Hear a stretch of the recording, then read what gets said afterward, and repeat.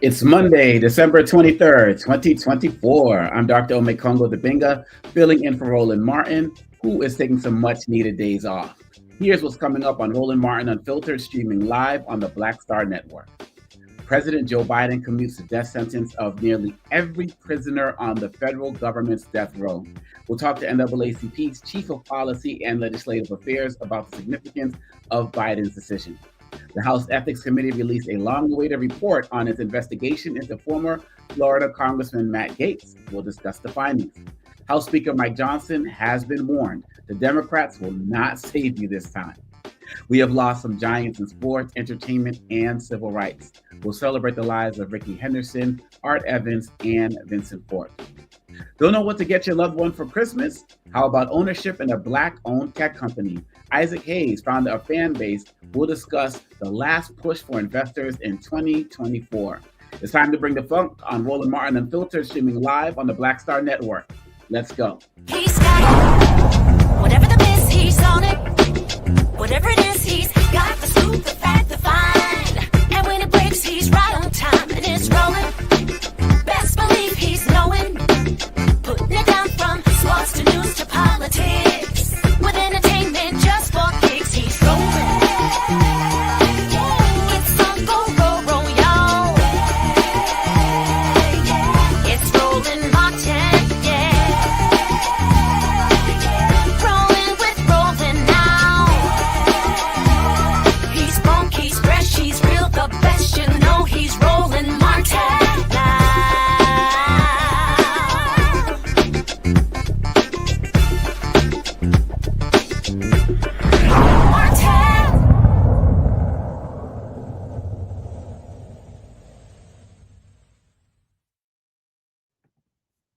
President Joe Biden commuted the sentences for 37 out of 40 federal inmates on death row, converting them to life in prison without parole. These commutations are sure to frustrate Trump's plans to resume federal executions. Unlike executive orders, a president's successor cannot reverse clemency decisions. Trump restarted federal executions after a nearly 20-year pause during his first term in office. Biden put federal executions on hold when he took office in January 2021. The president released this statement about why he commuted the sentences, stating, "I've dedicated my career to reducing violent crime and ensuring a fair and effective justice system. Today, I am commuting the sentences of 37 of the 40 individuals on federal death row to life sentences without the possibility of parole. These commutations are consistent with the moratorium my administration has imposed on federal executions in cases other than terrorism and hate-motivated mass murder. Make no mistake, I condemn these murders, grieve for the victims of their despicable acts, and ache for all the families who have suffered unimaginable and irreparable loss. But guided by my conscience and my experience as a public defender, chairman of the Senate Judiciary Committee, vice president, and now president, I am more convinced than ever that we must stop the use of the death penalty at the federal level. In good conscience, I cannot stand back and let a new administration resume executions that I halted." Earlier this month, Biden commuted the sentences of nearly 1,500 people and pardoned 39 more convicted of non-violent crimes. He also issued a full and unconditional pardon of his son, Hunter Biden. Monday's decision does not apply to cases of terrorism or hate-motivated mass murder. It leaves out three of the most well-known men on federal death row. Dzhokhar Tsarnaev, convicted for his involvement in the bombing at the Boston Marathon finish line in 2013.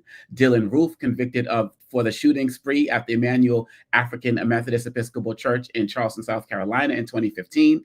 And Robert Bowers, who was convicted for the mass shooting at the Tree of Life Synagogue in Pittsburgh in 2018. Joining me now is Patrice Willoughby, NAACP's Chief of Policy and Legislative Affairs. Patrice, I'm so happy that you're joining us tonight. And for many people out there, some are frustrated, but for many people who have been following this is a promise that has been kept for Biden that he fulfilled. Absolutely. And first of all, thank you for having me this evening. We are extremely happy and thankful that the president has commuted these sentences because when the Biden-Harris administration came into office, they focused on equity. And we know that there is a lack of equity throughout the criminal justice system, which really has affected Black communities much more so than anyone else. And so it's only right that at this point, right before the holidays, that the president takes steps to commute these death sentences to life. And what do you say to people who feel like, whoa, he's just trying to make up for what he did with Hunter Biden, and he's just trying to get people to not really pay attention? For many of us who are familiar with what Biden is talking about, he's always been passionate about this because he stopped this as soon as he came into office. What do you say to people who say that this is just a last minute thing and he's trying to cover up his other pardons? Well, I say this, we understand a lot more about criminal justice now than was in 1994 when the crime bill was enacted. And we also know that that bill resulted in a large number of Black folks who were caught up in the criminal justice system. We are only 14% of the population, but 40% of the federal prison population. And in taking this step, the president is continuing what began with advocacy and activism that was trying to do things like equalize the crack to powder sentencing disparity, as well as do the unfinished business of the 2018 First Step Act, so that a lot of the people that would have received shorter sentences under that bill are still serving long sentences. So this is just the president moving toward justice and correcting some of the wrongs that have been done. And what does a step like this look like in the lives of of real families who are pretty much assured that under Trump they were absolutely going to lose their family member should these executions have gone through? I think it's a really sad legacy that when the last president came into office, one of the things he focused on was executing people. We know that there are sentencing disparities and that Black people receive longer sentences than white people for similar crimes, and that's reflected in the federal prison system as well. And so for those people who received either disproportionately long sentences or who were on death row and might have resulted in having a lighter sentence or life in prison, it's going to mean the world to their families for their sentences to be commuted. And how do you feel when you think about some of the international pressure that was on Biden? I mean, the Pope spoke out about this. So many different advocacy organizations spoke out about this. Do you feel like this is something that was weighing heavily on Biden's conscience because of that international pressure, or this is just something he was going to stay consistent with regardless of what was happening outside of what people were saying?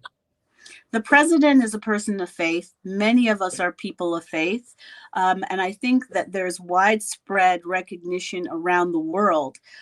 We incarcerate more people. We are one of the only countries that still has a federal death penalty. And there's a lot of question as to whether or not the state should be putting people to death. And so I think during this very holy time of the year in the Judeo-Christian tradition, that it's a really important time for the president, and in recognition of his faith and in the redemptive power of forgiveness, as well as coupled with correction, that people should be taken off of death row and receive life imprisonment. And taking it outside of death row, what are your thoughts about some of Biden's pardons that already? I mean, outside of Hunter Biden, people can talk about that forever, but there have been some other ones that some people consider controversial, such as a judge in Pennsylvania, who people say was selling convictions and the like. What do you think about Biden's overall pardon process? Have you been pleased with it? Is there more that needs to be done? How do you see it?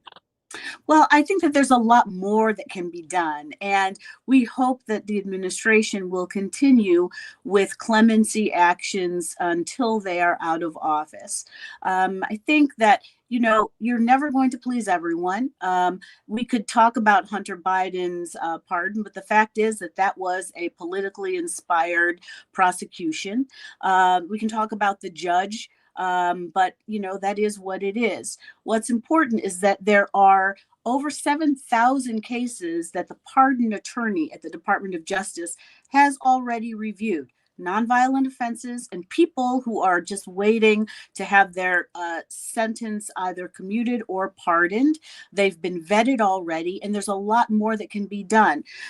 What we saw, the first step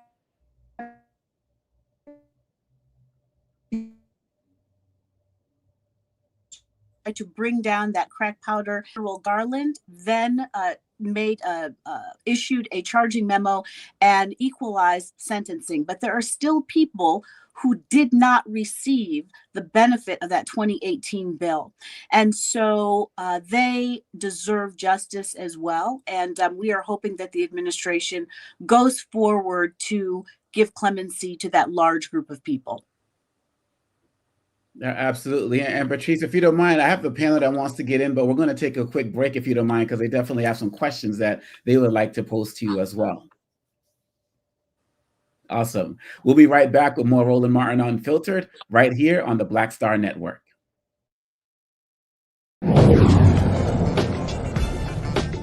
Now streaming on the Black Star Network. I had been trying to get a record deal for a long time. When I finally got signed to the Motown record label in 2003, I was 34, 35 years old. And up until that time, I had been trying to get record deals the traditional way. You record your demo, you record your music, and you send it, to the record labels, or maybe a friend of a friend knows somebody that works for, the record label. And really chemistry that was my last ditch effort at being in the music business. How long have you been trying? I've been trying since I was a teenager. Wow. And I'm grateful that it didn't. I'm grateful that it happened when it happened, because I wasn't prepared, as a teenager to embrace all that comes with a career in the music industry.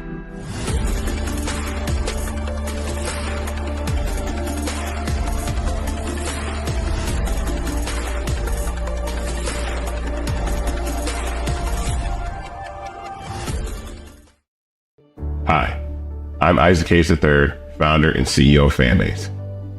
Fanbase is a free-to-download, free-to-use, next-generation social media platform that allows anyone to have followers and subscribers on the same page.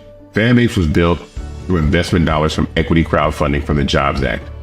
People just like you help build Fanbase, and we're looking for more people to help build Fanbase. We are currently raising $17 million in a Regulation A crowdfund on Start Engine. We've already crossed $2.1 million, but we're looking to raise more capital from people just like you that deserve the opportunity to invest in early stage startups without having to be accredited investors. So right now, I'd like you to go to startengine.com/fanbase and invest. The minimum to invest is $399. That gets you 60 shares of stock in Fanbase right now, today. And then use Fanbase to connect with friends, grow your audience, and be you without limits.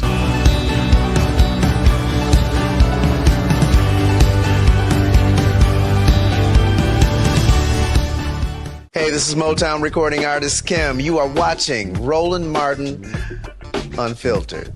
That boy, he always unfiltered though. I ain't never known him to be filtered. Is there another way to experience Roland Martin than to be unfiltered? Of course he's unfiltered. Would you expect Anything less? Watch what happens next.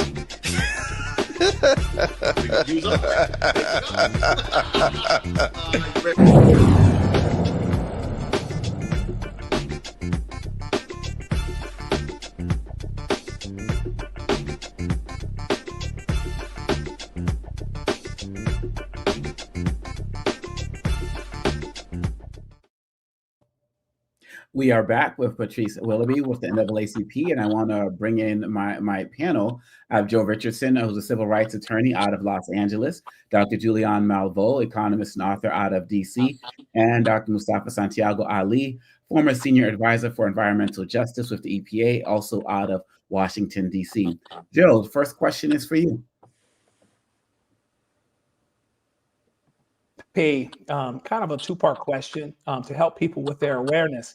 The NAACP doesn't stop doing work during Republican administrations. So talk a little bit about the battlegrounds where your work will take you during this next 4 years, as well as helping people understand from an awareness standpoint how important it is to be aware of what's going on as it pertains to these particular issues, these particular criminal justice issues, as well as how people can be supportive of your organization, which has a policy wing, which has a legal work wing. Educate us in a way that will allow us to really go forward and say, okay, here's how we need to continue to help, and not just be back and forth with NAACP and similar organizations. Well, you're absolutely right. The fight never stops, and it hasn't since 1909. We are very concerned about the incoming administration's focus, expressed through Project 2025, which is an anti-Black agenda, which is focused on rolling back all of the civil rights progress that has been made since the inception of the NAACP. And so naacp.org is our website. We have a number of tabs that relate to issues and membership.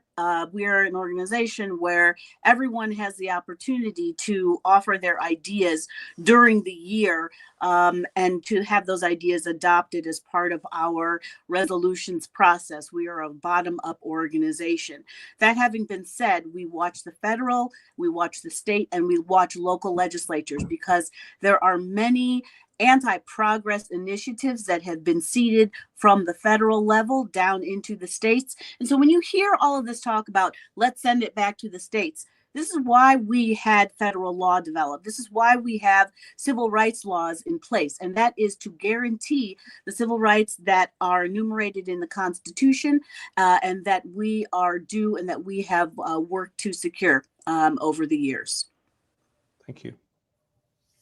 Julian? Yes, since I appreciate the work the NAACP is doing at this time, is so very necessary. Questions about the pardons and clemencies. How many people are eligible to pardon? Could Biden do, as Gerald Ford did for draft dodgers, a blanket pardon?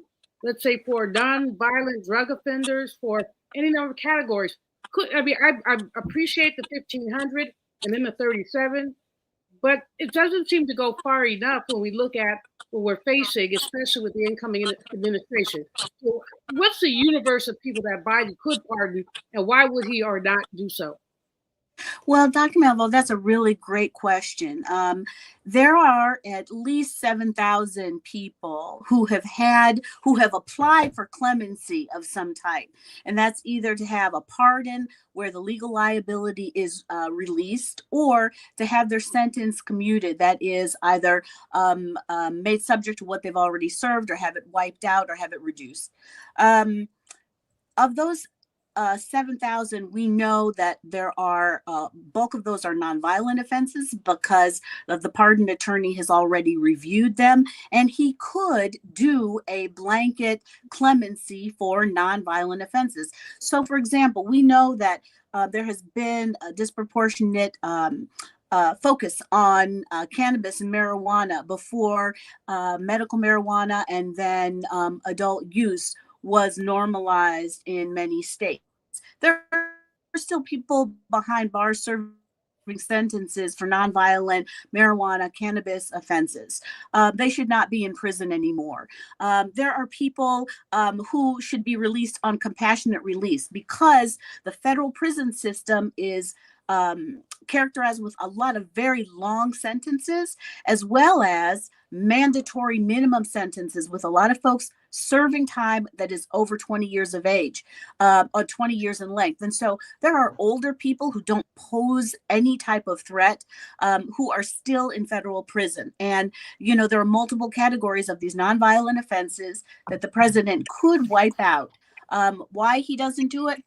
Who knows? You know, I think that he's taken a really good step today, and we are happy about the death row commutations, but there is a lot more that can be done with just the swoop of a pen.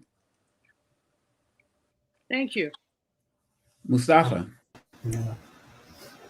It's great to see everybody. You know, my question is around the history of pardons, especially in relationship to our communities.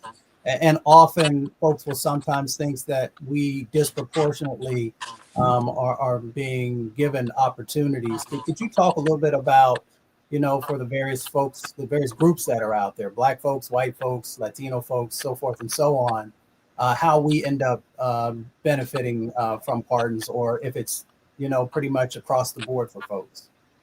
Well, you know, we are disproportionately in the criminal justice system. And so when pardons and commutations are granted, it stands to reason that we would receive, Black people would receive a great number of them because, for example, 14% of the population, 40% of the federal prison population. I mean, Black men, for example, are 65% more likely to be charged with offenses that carry a mandatory minimum sentence. 53% of men serving sentences of 20 plus years for drug offenses are in federal prison. And so Black men also receive sentences that are 13% longer than their white counterparts. I mean, these are the miscarriages of justice in the criminal justice system. So I wouldn't even characterize it that we're receiving disproportionate benefit. It is, we have suffered disproportionate harm. And the president, in doing these clemency actions, you know, any clemency action is going to result in that harm being mitigated. And so that is really the issue that we should focus on. Why is the criminal justice system so focused on and negatively impacting Black communities? I mean, we know, looking at history, but we should all be focused on eradicating that disparity. Patrice Willoughby, NAACP's Chief of Policy and Legislative Affairs, thank you so much for your time today, and please keep us posted on your efforts so we can continue to platform your work as well with the NAACP. Thank you so much for having, and everyone have a good holiday. Thank you so much. And we'll be right back with more Roland Martin Unfiltered right here on the Black Star Network.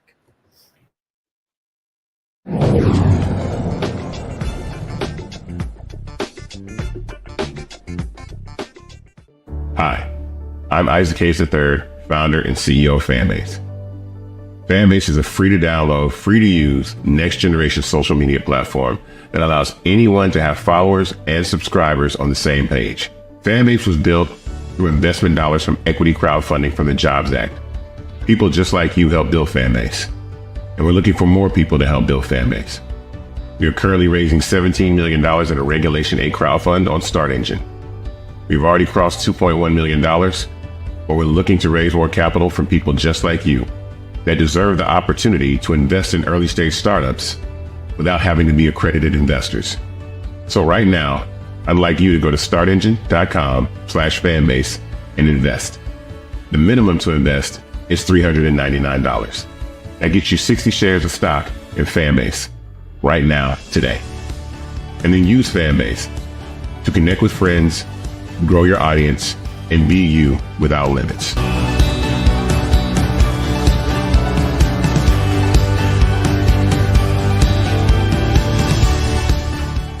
Coming soon to the Black Star Network. I was challenged by my uncle early on, before I even had a career. Like, I was maybe 8 years old, and my uncle said, "What do you want to do?"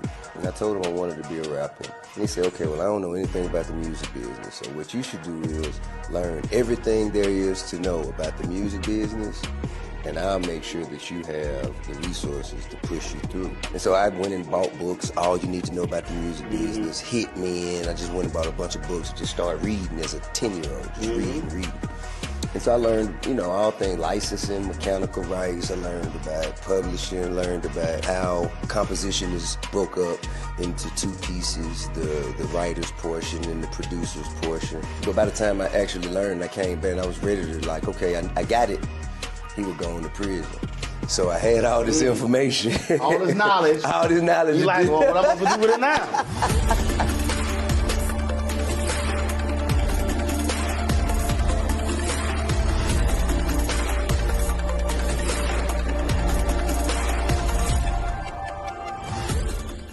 Now that Roland Martin is willing to give me the blueprint, hey, Ross, I need to go to Tyler Perry and get another blueprint because I need some green money. The only way I can do what I'm doing, I need to make some money. So you'll see me working with Roland. Matter of fact, it's the Roland Martin and Cheryl Underwood show. Well, should it be the Cheryl Underwood show and the Roland Martin show? Well, whatever show it's going to be good.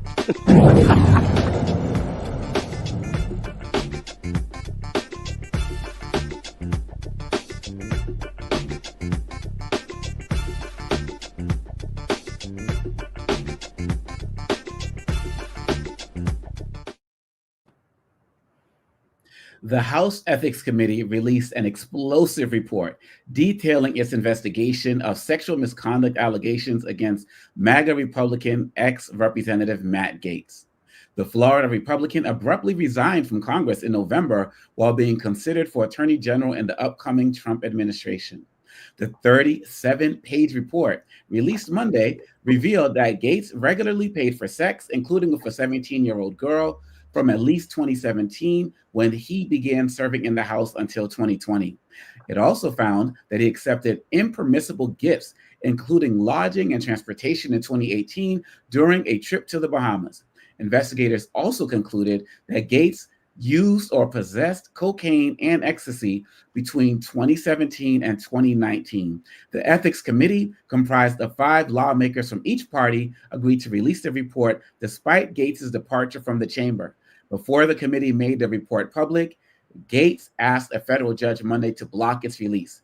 Gaetz, who has denied all wrongdoing, claimed making the report public would violate the committee's internal rules to stop investigating House lawmakers once they leave Congress, violating his constitutional due process.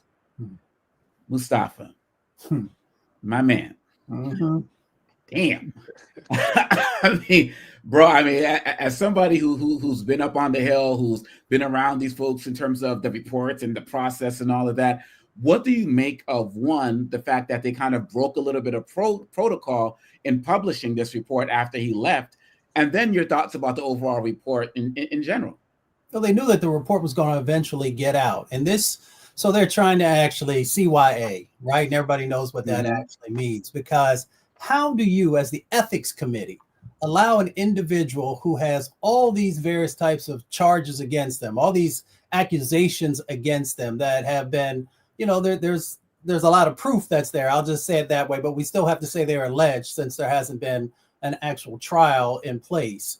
But for the ethics committee, right, to actually allow this individual to continue to sit there, to allow someone who has the charges against them of like statutory rape, drug use, illicit uses of funds, all these different types of things that have gotten many members of Congress kicked out.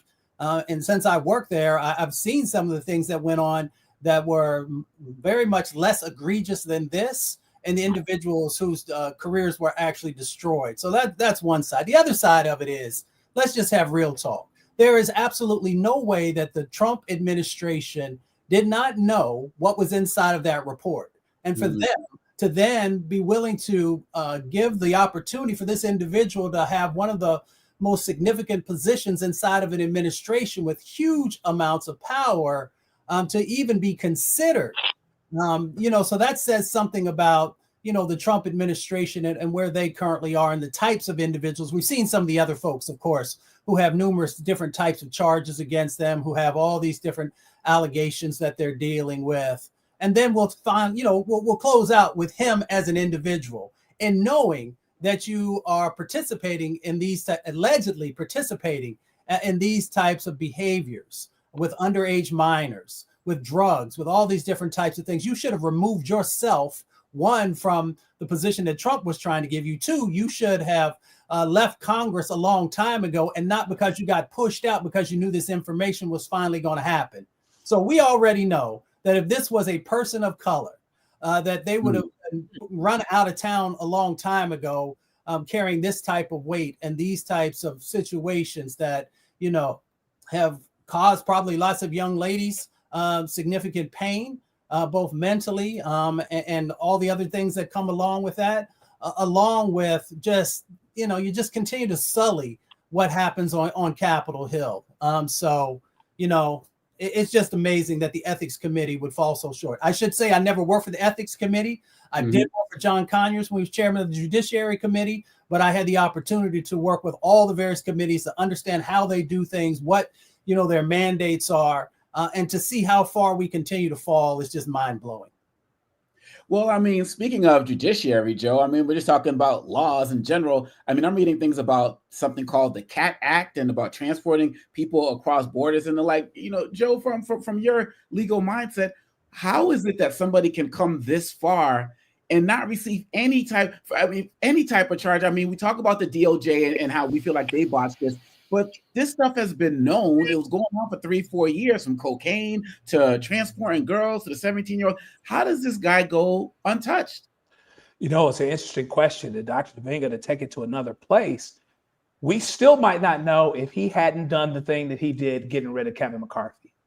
That got him on the wrong side of a few people, not everybody necessarily, but enough where, Republicans got him to eat their own mode. And really, so if it wasn't for that, we still might not know it. He's not the only person in Congress that's dirty. He's not the only person in Congress that likes to have a good time and is crazy and cool, and into all of the stuff he's into. That's what is really the shame of it. So it's going to be interesting to see, like, okay, does he still have a career? There's been talk about him, running for Senate to replace Marco Rubio. Would there be support for that? I wouldn't think so. But at the same time, if there's not support for it, it's not necessarily because of what he did. That's what's crazy about it. That's the crazy irony of it, is that he basically aired dirty laundry and getting Kevin McCarthy gotten rid of because Kevin McCarthy was so in the box, et cetera, wanted to be speaker all his life. And because he helped undermine him there's some people that are in that space that are a little less loyal. I think you're right about the CYA piece.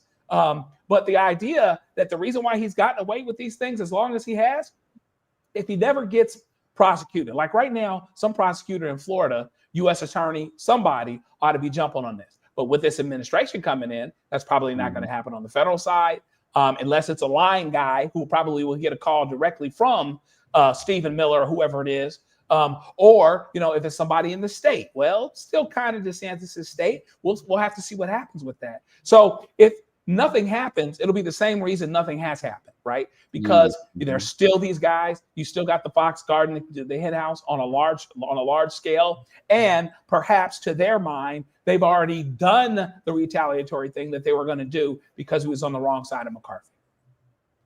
So Julian, we have this with Matt Gaetz, and it seems like, going off of what Joe said, it's really, he didn't get pushed out because of all of this stuff. It's just that people didn't like him, which would make sense because Pete Hegseth is still there, who has similar accusations against him. And then you have Robert Kennedy, who has some similar charges against him as well. A little bit different, but things that relate to doing things to women. What are your thoughts about this incoming administration and the character that some of these nominees reflect, as you reflect on this report that was released as well? Let's just begin at the beginning, which is how many felony convictions, having been convicted of improper sexual behavior towards E. Jean Carroll. We can go down the list. So the rot starts at the top, and it comes trickling down. The rot is an administration that has no regard for women. In fact, in the middle of all these nominations coming through, I said, isn't a requirement to be a sexual offender in order to be in the Trump cabinet? Wow. I mean, is this something that you must have in your record? Is that why you have so few women and so few black folks in your projected cabinet? It's just a thought. I'm not concluding. I'm not disrespecting. I'm just saying. But in any case, when we look at Gaetz, he has been a flamboyant bad boy, not just a bad boy. I mean, you brothers are gonna beat me up, but I basically think that most men are hoes. They can't help themselves. Most men are hoes. Having said, hey, slow down. Hey, hey, I've been around the block a few times. I'm just saying, y'all. But most of them are discreet hoes. So everybody that know all their business. This boy was bragging about all the stuff he had been doing. In addition to the fact that he alienates so many people, I'm not surprised they released a report, but note this about releasing the report. At least one Republican had to agree with the Democrats if this was partisan. At least one Republican had to agree. So there's something else going on here. I haven't read the stuff, but I've heard the folks commenting and the conclusions, and they're saying it's one 17-year-old. Well, if there's one, there's probably more than one because, again, hoes don't have no discretion. So they just do what they do to everybody. Look at the incoming president and then go on down the list. Again, I'm glad the report came out. I don't know how much of a difference it will make. I'm concerned that Governor DeSantis I don't know about anything about his business, but I know that he is under the incoming president's thumb. So if the incoming president pushes him to appoint Gaetz, he may do it. You see that Lara Trump has dropped out. She said she wants to be a senator, and now she doesn't. So they're going to give her something. And therefore, that still leaves that space open with a gubernatorial appointment before a special election. So I'm not surprised at anything. Here we go again. The worst part of it, though, is that this rot is not just on the R side. We have similar rot on the D side. And the issue is how do we get rid of all of the rot so that we can have an efficient, effective government that has integrity? That's the question. And I think that's a great question. As you talk about the rot, it's an increasing charge for journalists to make sure that they're doing their job in 2025. We know there are going to be more attacks on them than ever before. But the reports like this, if they come out based on the investigative work that's done, it can actually embolden a lot of Republicans to actually do the right thing. But something you said, Julian, which concerns me, is that this vote was done anonymously. If it was public, would this report have actually come out? Because some of these Republicans are just spineless. But it's out there, and we have to continue to make sure that we're covering the fallout from this, because they're going to try to sweep it under the rug really quickly. And we don't know where Matt Gaetz is going, but we know that the Black Star Network is going to be following to make sure people know as well. Just make sure you all to stay tuned right here, because you're going to get all of the good from all of us. And we are going to be right back with more Roland Martin Unfiltered right here on the Black Star Network.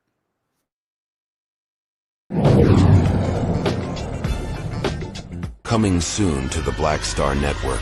For y'all, when you're on that stage, or when you're and you're seeing 2 and 3 or 4 generations in the audience, that's got to speak to you about the power of what y'all have become. Oh, most definitely. I think we were doing our show before our break, and remember, I was watching this kid. I could not take my eyes off him because he was about 9 or so. He was sitting in the front row with his over on the right-hand side. Yes. I was amazed that this kid knew everything, and I was like tripping to see how many songs this kid actually knew. And he knew them all. And he knew them all. We had to go over there and bring him on stage and take a picture with him, at the end of the show and stuff, because it was just that amazing. It's like, this is crazy. The music travels everywhere, like what Philip was saying, seeing this young kid. Then you hear our songs on commercials, cold commercials. Then you have the younger ones that hear our music in animation.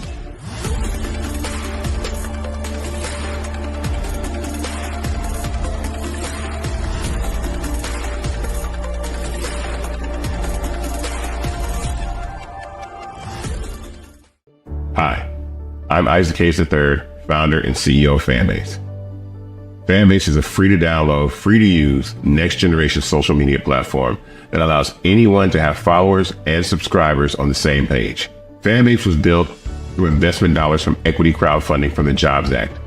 People just like you helped build Fanbase, and we're looking for more people to help build Fanbase. We are currently raising $17 million in a Regulation A crowdfund on Start Engine. We've already crossed $2.1 million, but we're looking to raise more capital from people just like you that deserve the opportunity to invest in early stage startups without having to be accredited investors. So right now, I'd like you to go to startengine.com/fanbase and invest. The minimum to invest is $399. That gets you 60 shares of stock in Fanbase right now, today. And then use Fanbase to connect with friends, grow your audience, and be you without limits.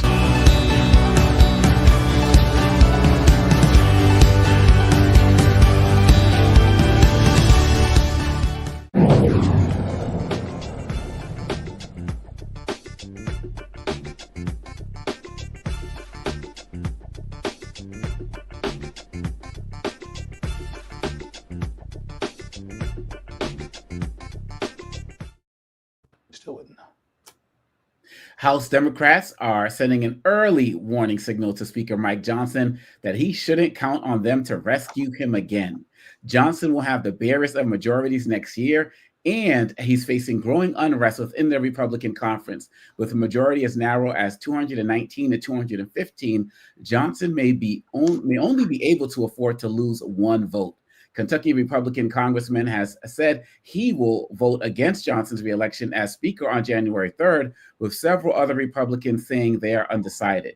Democratic leader Hakeem Jeffries says Johnson shouldn't be looking at Democrats to save him this time. There has been questions about whether Mike Johnson is at risk of not being the Speaker of the House in a couple of weeks. What do you think? I think that's a real risk, and there will be no Democrats available to save him or the extreme MAGA Republicans from themselves based on the breaching of a bipartisan agreement that reflected priorities that were good for the American people. Julian, when you see what's happening right now with the Democrats, some people are saying this is basically the Democrats' house because nothing is going to happen without their approval because Mike Johnson doesn't have any confidence of many other Republicans. And so, but if he's turning towards Hakeem Jeffries again to help bail him out, then people are basically saying, you know, we got President Musk and we pretty much got House Speaker Jeffries. How do you see how the Democrats are handling this? I think that Hakeem Jeffries is an amazing leader. I think that most of the Democrats and the caucus, really all, even the centrists, are basically. I heard one man say, "You know, I'm Team Jeffries. I'm gonna take cues from leadership." So what that means is that there are very few opportunities for Johnson to get anything through. He's being pushed. I feel sorry for the man, kind of. I mean, he's being pushed from his right and from his far right, and then he has somebody who purchased a co-presidency. He paid to be co-president. And given that, what do we expect to have happen when it gets down to crunch time? Right now, Republicans can afford to lose 1 or 2 votes. And yet there are a couple of House races still to be called. I mean, if God is good, Democrats pick up another seat or 2, and it's all over but the shout. And basically, that's what, you know, the Republican Party has been in disarray for a very long time. And their 15-vote nonsense around Kevin McCarthy lets you know how crazy they are or how unorganized they are. The task forces with the Democrats who are going lockstep behind Hakeem Jeffries. And if they're not careful, Republicans aren't careful, Hakeem could still end up as a speaker because that 1 or 2 Republicans vote for him and see what happens. So the Republican Party has been purchased by oligarchs, and they are basically getting returns on the investment from oligarchs. Meanwhile, Democrats have been disciplined. The discipline is not going to be enough. This is something that has to be fought tooth and nail. Keeping my people in the light. Keeping my people in the light. So, Mustafa, one of my concerns is that the Democrats may have, well, what if they can't keep their word? So say the whole speaker vote comes up again, and there's somebody who is more extreme than Speaker Johnson who may want to come up, somebody I don't know, like a Marjorie Taylor Greene or something. And the only way that this gets prevented from happening is Democrats decide to go against go and support Mike Johnson. And just similar to last week, how they saved the country by avoiding the shutdown. Are you concerned about that? Do you feel like Democrats should just hold the line regardless? How do you see it from your insider perspective? Is this going to be something that a promise they're going to have trouble keeping?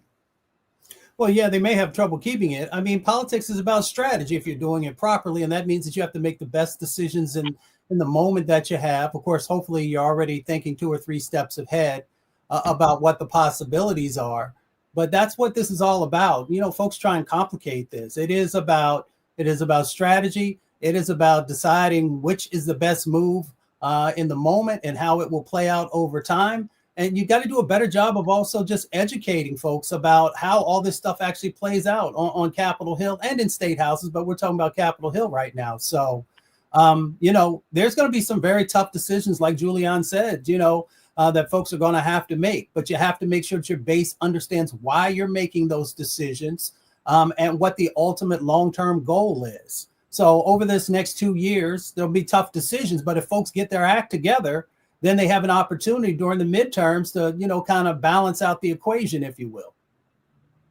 And so, Joe, thinking about that, Mustafa mentioned the midterms. Given what you've seen from the Democrats so far, we can talk about the House, we can talk about the Senate, we're talking about the House specifically now, but you can take it wherever you want. How optimistic are you about how organized the Democrats are going to be in fighting as we work towards the midterm election? Because, the Republicans, even though they don't have a mandate, they're talking about a mandate. They're talking about, we got super control of the House, but actually when Trump takes office, he's going to lose a couple more seats because of his appointees. So he actually doesn't have that mandate. How do you see what the Democrats are doing going forward as we work towards the midterms? Are you optimistic or are you concerned in any way, shape, or form? I'm optimistic as it pertains to the House. I think that we certainly have an opportunity, and frankly, it wouldn't take much. Connecting to the previous question, I think that you have to let the Republicans make their mistakes. They're going to make mistakes. Johnson's still wet behind the ears. He should never have been Speaker. There's one part of him that may understand the realities of governing. That's why he made that bipartisan deal. And then there's the other part of him that will do whatever Trump says, which is why he pulled out of the deal. But Mike Johnson is the one that has to survive in the House. Trump is not the one that has to do that, even though he's affected by what happens, or what in this case may not happen in the House. So I like their chances, the Democrats' chances to take the House back, just because if not any other thing, they're not, the Republicans are not going to be on the same page. They're already indicated that. They're already fighting about power they don't quite have yet, right? Now, that being said, Democrats also have to do what they need to do so that folks understand why they're doing what they're doing. And when things go bad in the House, the Republicans have to be able to own it. So in other words, the Democrats can't step on each other. They have to stay on the same page so that the Republicans rise or fall with what they do, at what they actually do in the House. The Democrats don't always do the best job of messaging, frankly, getting it out to people. Here's why we're doing what we're doing. Here's where we are. We don't have the majority, but we are not standing for X or Y or Z. And so hopefully they can do the things they need to do so that their base understands why they make every move that they make. And so that if the Republicans are the ones to cross counsel, to step on each other and actually stop the wheels of government from moving, then they are the ones that suffer a political consequence for it. And you're absolutely right about the messaging. And this, like you said, it could be a great time for Democrats to really stay organized and strike. I mean, you got President Musk and Vice President Trump, and I don't know, Prime Minister Vance. No one knows where he is. The seeds right now. So this is really a great time, for Democrats to stay organized. And, let's hope that that's something that happens, because if we don't, if we don't get these midterms, I don't know what's going to happen over these next 4 years. So let's see what happens. If we're going to keep people posted right here on the Black Star Network. And we're going to be right back with more Roland Martin Unfiltered right here on the Black Star Network.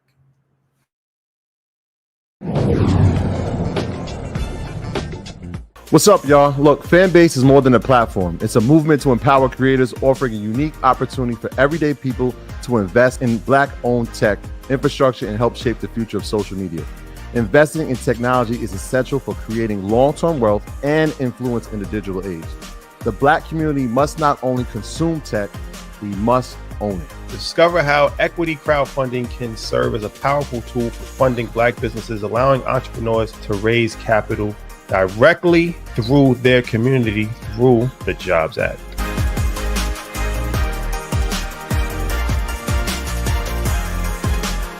Coming soon to the Black Star Network. I was challenged by my uncle early on, before I even had a career. Like, I was maybe 8 years old, and my uncle said, "What do you want to do?" And I told him I wanted to be a rapper. And he said, "Okay, well, I don't know anything about the music business, so what you should do is learn everything there is to know about the music business, and I'll make sure that you have the resources to push you through." And so I went and bought books, All You Need to Know About the Music Business, Hit Me In. I just went and bought a bunch of books, just started reading as a 10-year-old, just reading. And so I learned, all things licensing, mechanical rights. I learned about publishing, learned about how composition is broke up into two pieces, the writer's portion and the producer's portion. But by the time I actually learned, I came back and I was ready to okay, I got it. He was going to prison. So I had all this information. All this knowledge. All this knowledge. You like, well, what I'm going to do with it now?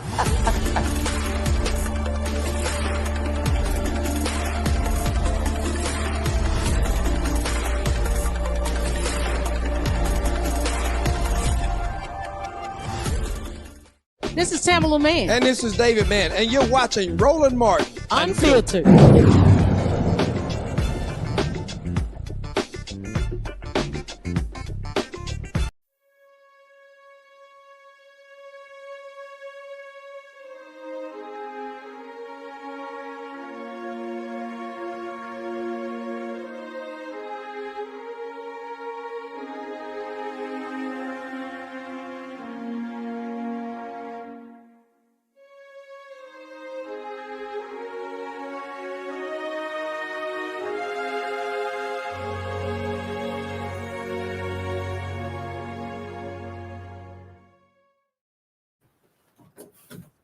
Hall of Famer Rickey Henderson, baseball's stolen base king, has died at age 65. Henderson, who would have turned 66 on Christmas Day, died Friday in Oakland, California. Henderson had a lengthy list of accolades and accomplishments over his 25-year career: an MVP, 10 All-Star selections, 2 World Series titles, and a Gold Glove Award. However, it was stealing bases where Henderson made his name and dominated the sport like no other. He broke through of 100 steals in his first full season in the majors. In 1980, topping Ty Cobb's AL single-season record with Billy Martin's Billy Ball Oakland Athletics. He broke Lou Brock's single-season record of 118 by stealing 130 bases in 1982 and led the league in steals for 7 straight seasons and 12 overall. Henderson surpassed Brock's career record when he stole his 939th base on May 1st, 1991 for Oakland and famously pulled third base out of the ground. Henderson finished his career with 1,406 steals. His 468 steal edge over Brock matches the margin between Brock and Jimmy Rollins, who is in 46th place with 470. Mustafa, doesn't get much greater than this. No, Rickey was the truth. That's why they call him the man of steel. I know when I was coming up playing baseball, he was one of the folks that I like to try and emulate myself after, or try just to be like him. He was just an amazing individual. And if you talk to folks, not only was he just incredible on the field, which is important, right? Because people are watching sports for a reason, watching baseball for a reason, but equally so, people talk glowingly about him off the field. And that to me really is what an icon is, or, someone who can be a hero to folks, because it's not just about that athletic performance, it is also about who you are as a person. How do you give back to the community that lives on long after, you're gone? So rest in peace to him. And thank you, Rickey, for everything that you did for so many young, both boys and girls coming up who wanted to be great baseball players like you. And Joe, how do you feel when you see stories like this? It's so sad. I stopped a little bit as I was reading because, we just think about another great loss. And then I just think about sometimes as I'm reading how many young people are going to know this person. And, if it's not for the Black Star Network and people like what we do, how many people are going to know about this legend? That kind of makes me sad, but we still press on and make sure that we acknowledge our new ancestors regardless. Yeah, for me, I was a fan of Rickey Henderson because I decided not to be a Dodgers fan. I was going to be an A's fan with Mark McGwire and Jose Canseco and Dennis Eckersley and all of these guys in the mid to late 80s. And I think that, Rickey Henderson was a guy that, statistically speaking, he stole so many bases that when he got on base, it's more likely during the course of the game that he was going to steal a base than that he wasn't. And so now the pitchers had to be focused, had to find a way to pitch, get all the way through, stay in the strike zone when you had this guy that was probably going to steal a base. The next point that I'll make is, to your point, this is what's really important for us, Doctor, to really realize Black folks aren't coming up and playing baseball as much as they used to. Not African Americans, anyway. Perhaps some, from the Caribbean, et cetera, Afro-Latino, et cetera. But Rickey Henderson kind of reminds us of what is trying to become a bygone era of young African Americans getting into baseball at all. So that's one of the reasons that's really important for us to tell his story and stories of others like him. We don't have no problems with brothers playing basketball. Okay. We got that. Okay. But there's a lot less African Americans playing baseball. And so we really need to be reminded of his story and all the great things that he did. He could have hit more home runs if he wanted to. He could do anything, literally, but he decided to steal bases. And we got to make sure his story is told, because I think there are other Rickey Hendersons out there that are from our areas, that are from this part of the country or that part of the country or from the United States, so that African Americans can know that this is an option as well. Yeah, and Julian, he enters the league in 1979. And people feel like they think about stories about Jackie Robinson, in decades prior, but coming out of the late 70s and the 80s, you still had issues with Black players in baseball, and yet still with all of that, he still managed to persevere and become the legend that we all knew him to be. I'm glad you mentioned Jackie Robinson. He stands on those shoulders, stands on the shoulders of the Jackie Robinsons, and I think we don't talk about that enough either. The ceiling, whatever, glass ceiling, but the barriers, the hurdles were cleared then, but the hurdles remain. And the sports hurdles began really with baseball. Jackie Robinson's victory made it possible for the NFL to do more than they were doing, for the NBA to do more than they were doing, but it started with baseball. So it's really important. And then, of course, Mr. Henderson, like y'all know, I'm not a sports fan, but I was very aware of his records because I'm from San Francisco and, Oakland. All that base stealing, it was just quite delicious. Watch that brother just steal a base, hold it up, like, yang, yang, yang, yang, yang. So in addition to just being, like a great human being, a great baseball icon, he had the sense of humor that I think a lot of people in sports don't have. When you compare some of his press conferences to some of these sort of angry, uptight press conferences you see these days, you have to ask yourself, we have to ask ourselves constantly as Black people, how do we maintain the joy, even in the face of the pain? How do we maintain the joy, even with the discriminatory barriers? And he broke those barriers, but he kept a smile on his face. Rest in power, my brother. Yes, indeed. Yes, indeed. Rest in power. A new ancestor, Rickey Henderson. Wishing you and your family all of the best, particularly during this time as we honor you and respect you right here on Roland Martin Unfiltered. And we will be right back on Roland Martin Unfiltered right here on the Black Star Network.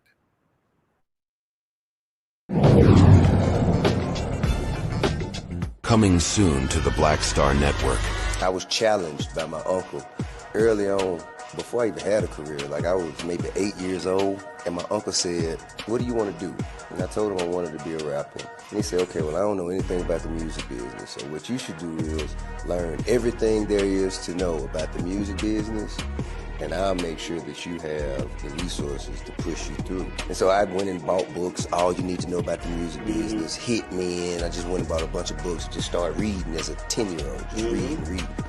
And so I learned, all things licensing, mechanical rights. I learned about publishing, learned about how composition is broke up into two pieces, the writer's portion and the producer's portion. But by the time I actually learned, I came back and I was ready to okay, I got it. He would go into prison. So I had all this information. All this knowledge. All this knowledge. You like, well, what I'm going to do with it now?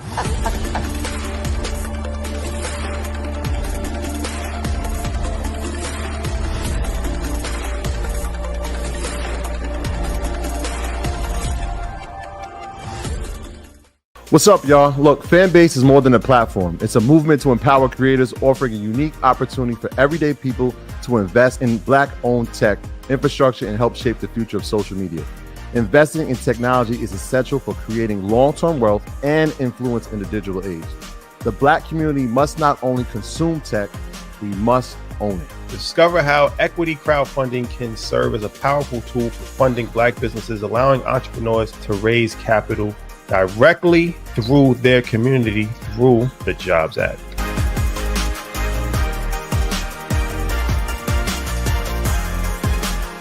Coming soon to the Black Star Network.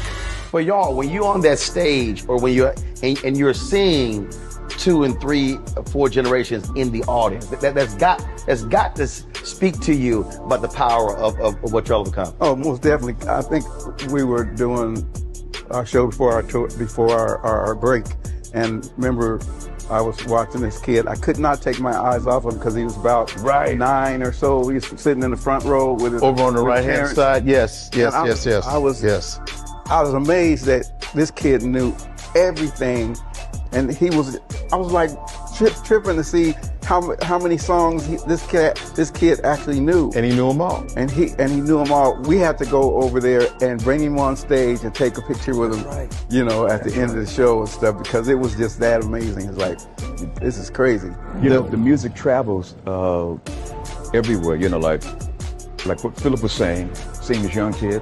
Then you hear our songs on commercials, cold commercials. Then you have the younger ones that hear our music in animation.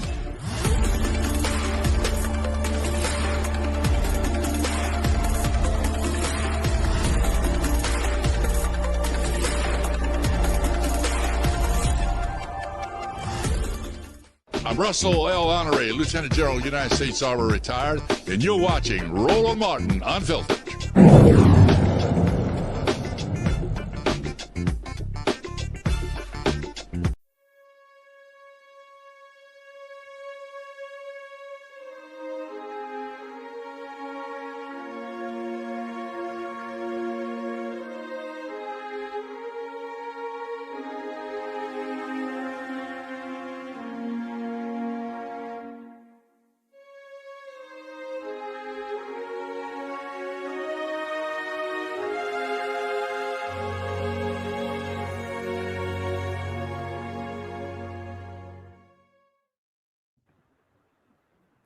Actor Art Evans, known for his roles in Die Hard 2 and A Soldier Story, passed away on Saturday. According to his representatives, the 82-year-old died due to complications from diabetes in his sleep. A Southern California native, Evans enjoyed a career spanning over 4 decades, with appearances in shows like A Different World, Family Matters, and Walker, Texas Ranger.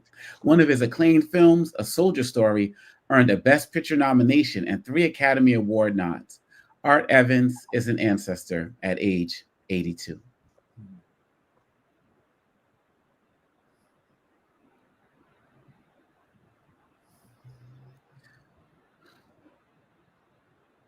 Vincent Fort, also Georgia's longtime champion of liberal causes, has passed away at 68 from complications of cancer.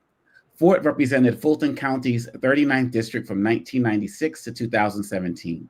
In 2017, he was named Legislator of the Year by the Georgia Association of Educators for his work on Senate Bill 30, which aimed to increase education funding.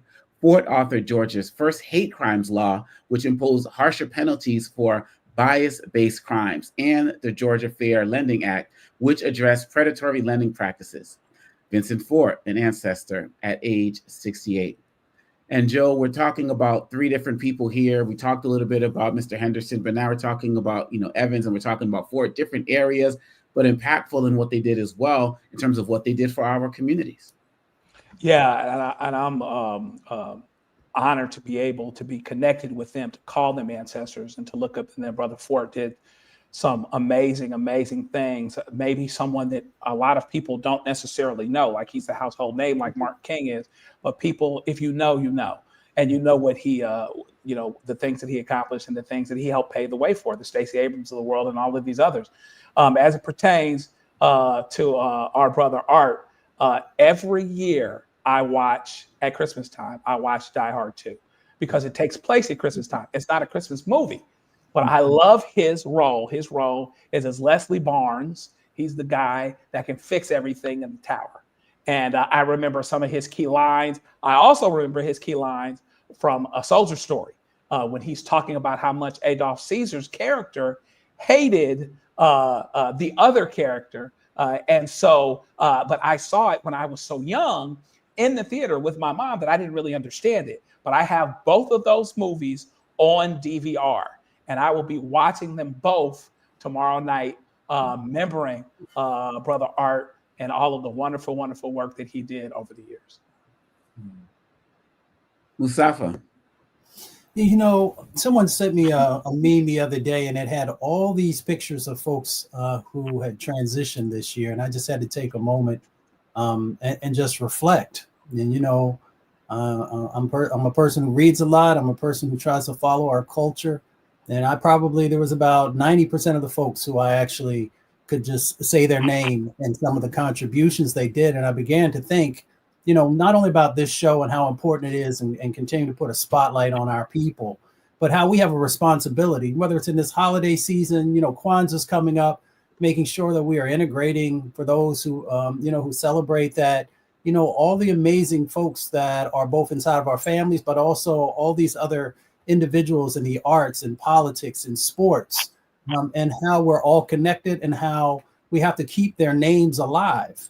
And we know that there are forces that continue to try and make sure that from our educational system that they're not brought forward. So we have a responsibility in our churches and our mosques and other houses of worship, in our civic organizations, so forth and so on. So we need to make sure, one, that we're giving folks their flowers while they're here, but we've got to keep their names alive, and not just their names, but also, how they helped to move our communities forward. And, that should just be a charge that we all take on because there's so many incredible contributions that go on that we just often don't let our nieces and nephews or children know about.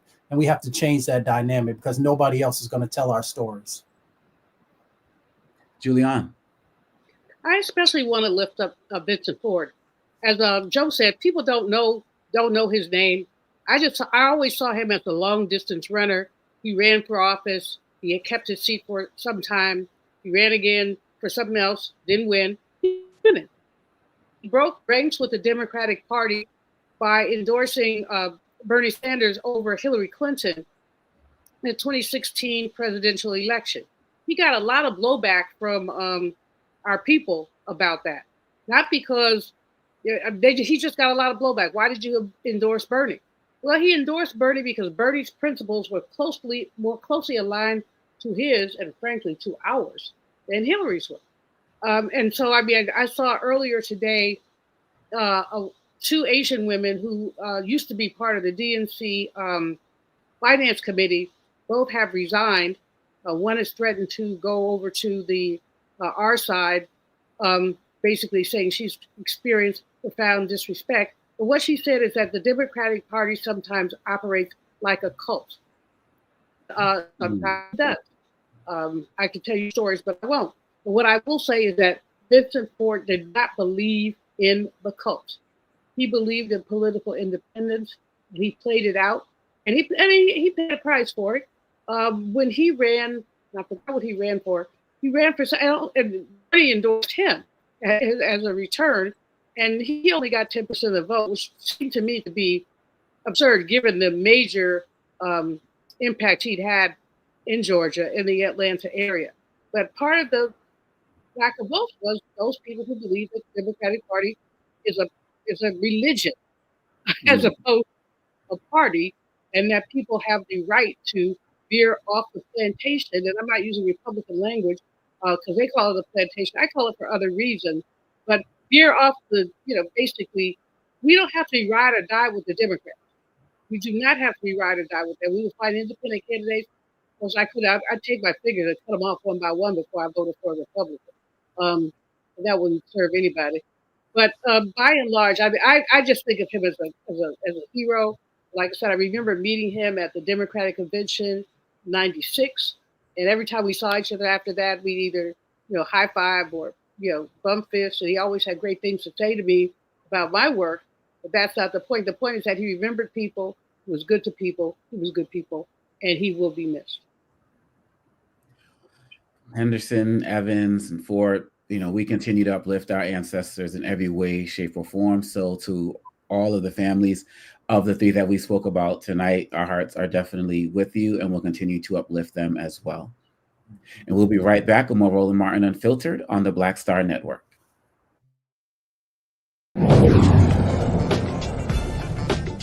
Now streaming on the Black Star Network. I had been trying to get a record deal for a long time. When I finally got signed to the Motown record label in 2003, I was 34, 35 years old. And up until that time, I had been trying to get record deals the traditional way. You record your demo, you record your music, and you send it, to the record labels, or maybe a friend of a friend knows somebody that works for, the record label. And really chemistry that was my last ditch effort at being in the music business. How long have you been trying?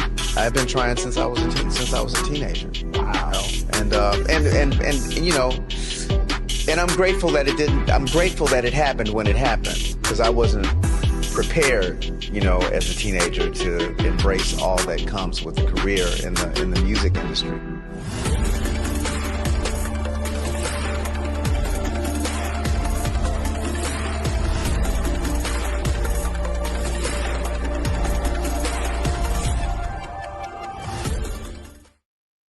Hi, I'm Isaac Gaetz III, founder and CEO of Fanbase.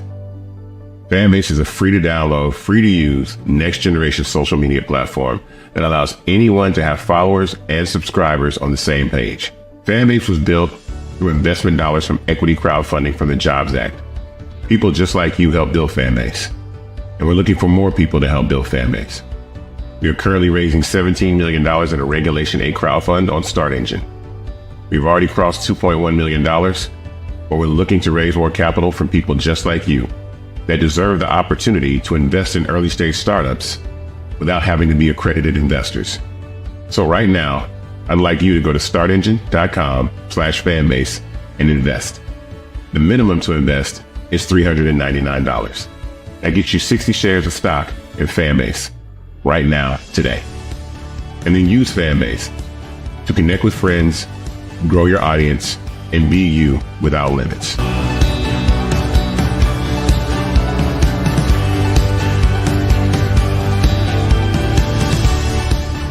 Hey, this is Motown recording artist Kim. You are watching Roland Martin Unfiltered.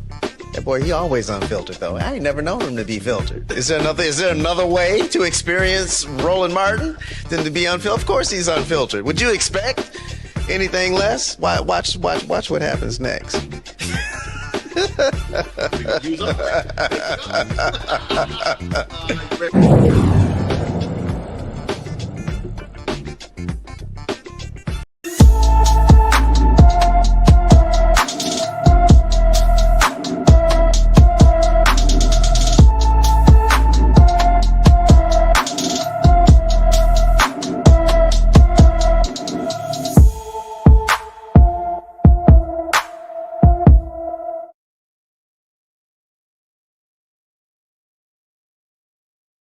from her Antioch, Tennessee home since November 13th, 2024.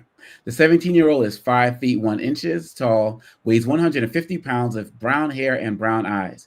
Anyone with information about Alexis Daly should call the Metropolitan Nashville, Tennessee Police Department at 615-862-8600. The man accused of murdering a healthcare CEO says he's not guilty.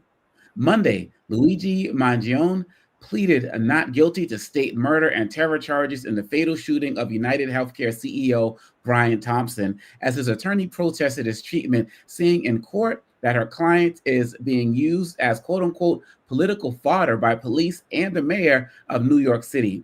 Manhattan prosecutors last week unsealed an 11-count indictment against Mangione, charging him with a host of crimes connected to the December 4th slaying. The allegations include first-degree murder, an act of terrorism, criminal possession of a weapon, and forgery for using a fake ID in the days before the murder. The 26-year-old's next court date is February 21st. And Julian, I mean, people are saying, prepare for the circus. Some people are saying that this is the type of attention that he wanted as well. It is, obviously, he's an attention-seeking person.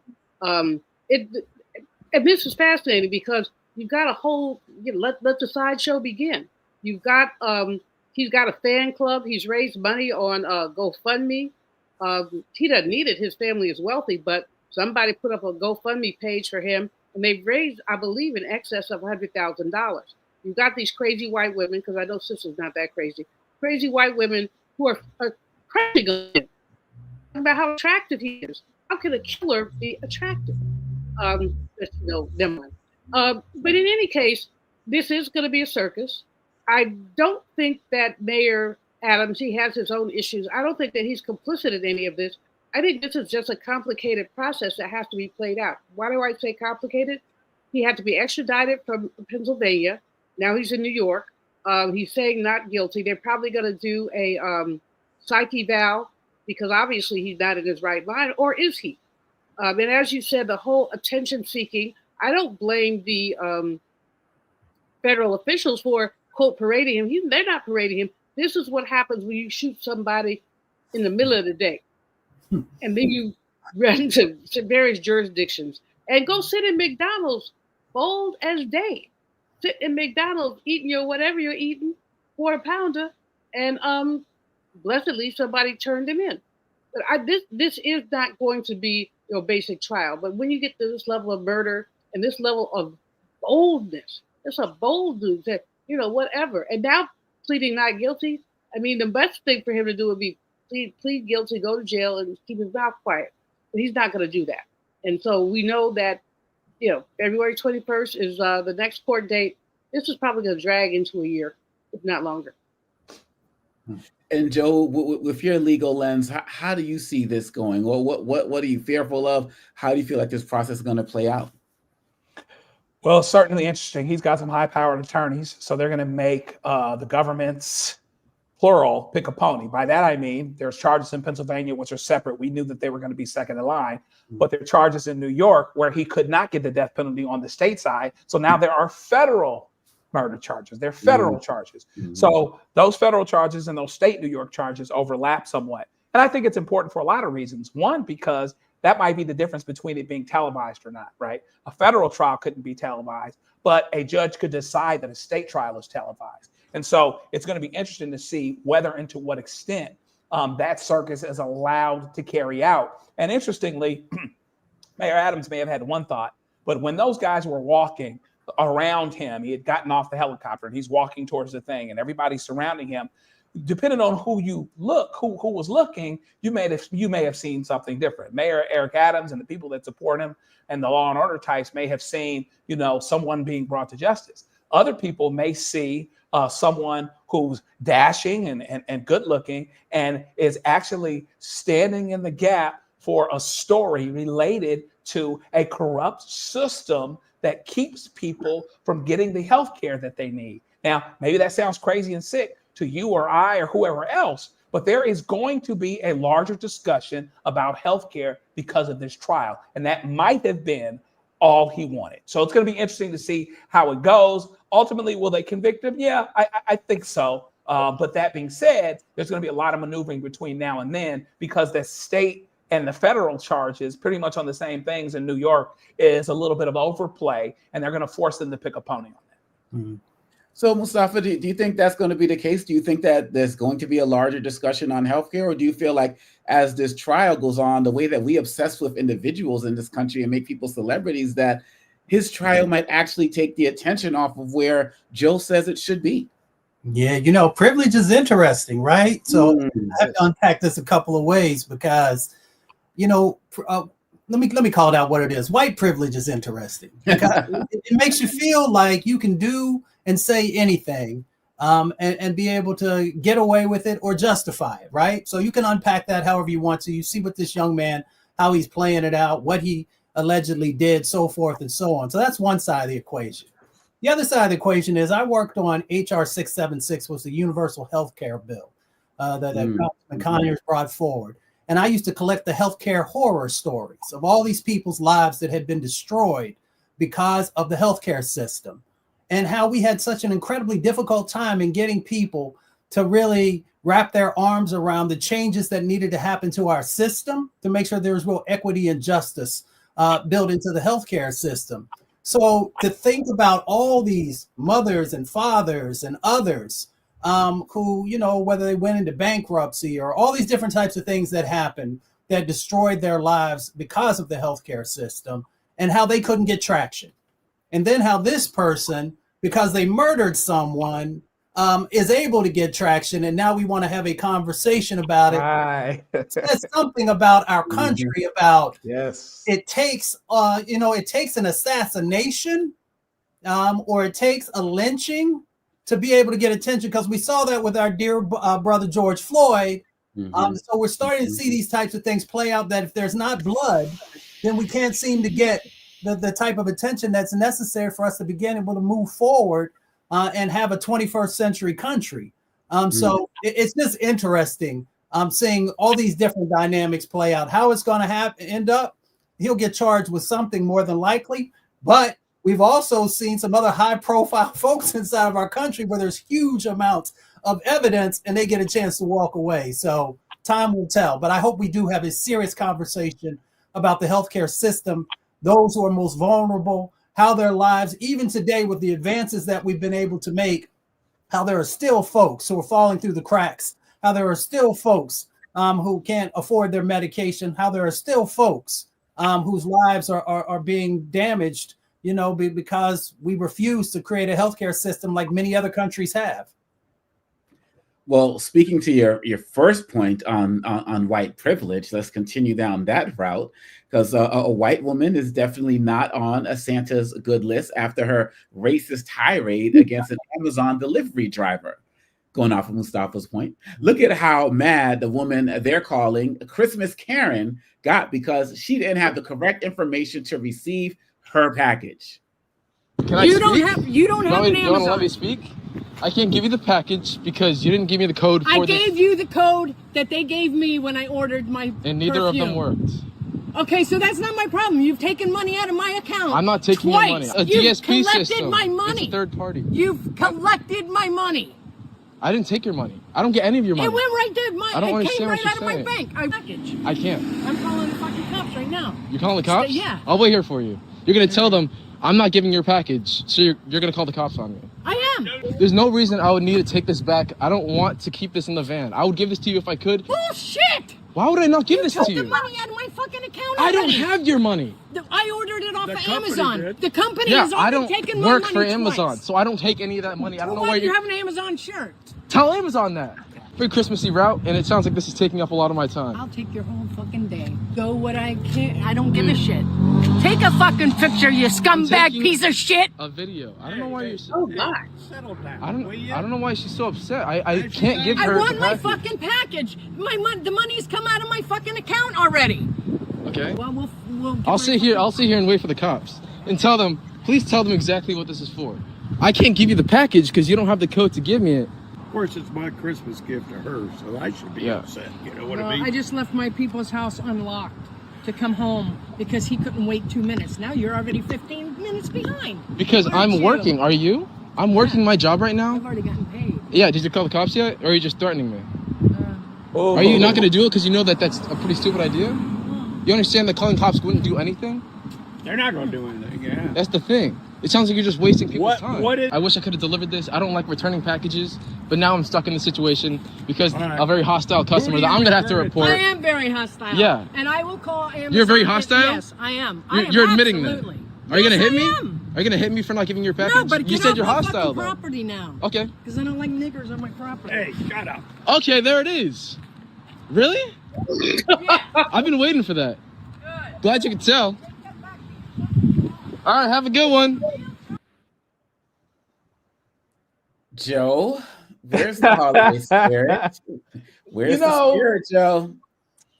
I don't know if I should say this, but we're a small group, right? You know, we all family here. You know, even as an attorney, I see this pop up sometimes with certain attorneys on the other side, and I've seen it pop up lately with some women, Caucasian women. Like there's sometimes, not all the time, most of the people that I deal with, but when I have problems with attorneys, and it takes a lot because you're cordial, you're trying to do the things you need to do, you're being professional, just like this brother sounds like that's working his Amazon job, just on his grind, doing what he's got to do. And now you've got this entitled person that wants what she wants, and that could be any of us, right? I'm with you that, but once she took it to that place, basically, so now you can go back to the beginning of the story and get what she saw at the very beginning. All this was a brother that could just give, all he could do for her was give her that thing and get off the property. That's it. Other than that, that's all she could do. That's all he could do for her. Fortunately, he kept his cool, did the things he needed to do, because see, if he had done something to her, listen, we all about peace and all of this other stuff. But sometimes when stuff flies off the handle, there might not be excuses for it, but there are reasons. You understand? And so what you really don't do, you don't want to poke bears. You don't want to get at people that are actually more powerful than you or stronger in a moment, or they can't control their anger. You know what I mean? I'm an attorney. I'm an officer of the court. I'm all of these titles and all these stuff, but I act right because I know that I will get taxed if I don't act right more than even somebody like her. You know what I mean? So if she had to think of it that way, she could have been on the phone with Amazon, done 5 or 6 things, or maybe even just got the code right at the jump go. Okay? It didn't have to be all this, but she's lucky because if she was dealing with a sister, she might ended up being on the ground. Hello. Well, Sister Malvo. I got a can of whip ass for folks like her. A big old can, like the supersized can. I mean, I have to commend the brother for his composure. He didn't go off on her. He didn't yell at her. You know, he basically maintained his cool. But you know, she could have crossed the wrong one. Let that not happen over here at 1318. It would be on. That's right. That's right. But let me say this though, it's interesting. I'm trying so hard to boycott Amazon. But I'm trying so hard because I'm so angry with Jeff Bezos for the non-endorsement. But boycotting Amazon is like, for me, because I use it so often, boycotting water. I mean, you really need it. Right. But I'm gonna get there. I promise. I'm trying to do DoorDash or something like that. But they have often made it challenging, depending on when and where and how. They send you this code on Wednesday for the package that comes on Friday. Unless you saved it in your phone, you don't have the code. So she probably didn't have the code, and she was frustrated because she didn't get her package. But that is no excuse. And as soon as she behaved like a racist before she dropped the N-word bomb. She behaved like an entitled piece of you-know-what before she dropped the N-word bomb. She was very confrontive, and she can say, oh, yes, I'm angry. Oh, well, get over yourself. Everybody's angry when they don't get their stuff on time. But Amazon might want to tweak their delivery process some kind of way. And we're warning to all of us, when they send you those codes, they're not playing. They do mean for you to use the code, and if you don't have the code, you won't get your package. She really was cruising for a bruising, and I wish she had encountered one of my siblings. See, y'all know me as the loud, crazy one, but I'm also little. I'm relatively little. My sister's, one of them weighs 100 pounds more than me. You do not want to fool with her. You know, you just do not want to fool with her. And it wouldn't even be a conversation, just shoop, that's it. White women need to check themselves. And it really is, the Karen word works because these white women have decided that they don't have to have any respect for Black people. And they have been goaded by the incoming administration, which also has no respect for us. And so we have a lot of work to do to make sure these people who want to call themselves allies when it's convenient. No, y'all not our allies. Y'all just PWT. Even when we ain't P, you still WT. And Mustafa, how do you see that? I mean, we're going into 2025. I feel like this stuff's going to be happening more and more people are emboldened. I'm also concerned, kind of going off of what Joe said, that some of us might be more emboldened to retaliate in ways that we probably shouldn't, because it never works out in our favor. But some people say enough is enough. Well, we always have to be smart about the decisions that we make, even in those heated moments, because there are, there are ramifications, right? And we understand that. There's a long history of that. We also understand that, as you said, there are a group of folks who feel emboldened. They feel emboldened because of not only the election, but also probably over the last, decade or so of all kinds of egregious things happening to our community, and it never really being addressed in the fullness and the fashion. Now, we can take it back much further than that, but I'm just watching the trends that go by. My grandmother used to say not to suffer fools gladly. And I always remember that, because I just don't put up with foolishness. There's ways of dealing with it. There are ways of confronting it head on. There's also times when you need to just remove yourself from situations so that you can continue to do the things that you need to do. But we also got to just remember that, it was interesting how this closed out, and not just the word that she used, but for her family member to not also check her, says that this is not a word that is new to them. It is probably something that is utilized from time to time at a minimum. So we just got to be mindful of the moment that we find ourselves in. And also how we want to react, and how we do or do not want to give people power by how we, handle different types of situations. So we just got to rally around and make sure that as we're moving forward, that we understand the dynamics that 2025 and beyond will bring. Well, let's close this part out by talking about a man who understood that better than most. The Mississippi man who fought white supremacy by integrating the University of Mississippi in 1962 gets a new historical marker in his hometown. Black civil rights icon James Meredith now lives in Mississippi's capital city of Jackson. He was born in Kosciuszko, and grew up on a nearby farm. He graduated from high school in St. Petersburg, Florida in 1951, and served 9 years in the Air Force before returning to Mississippi. He attended Jackson State College, the historically Black school now called Jackson State University, for 2 years before suing to gain admission as the first Black student at the University of Mississippi.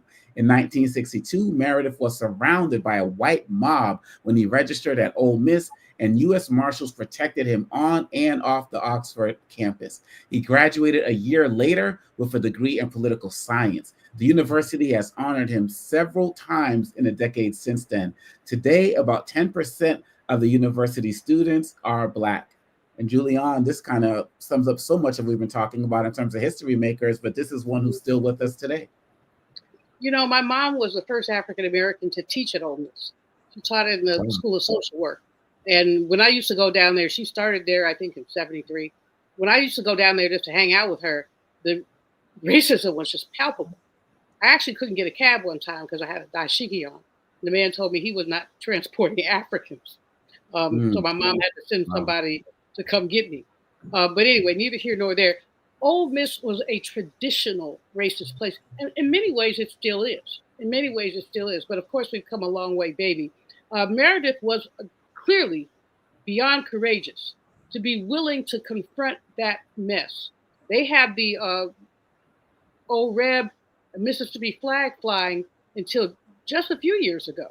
And they had segregated dorms at a point in time.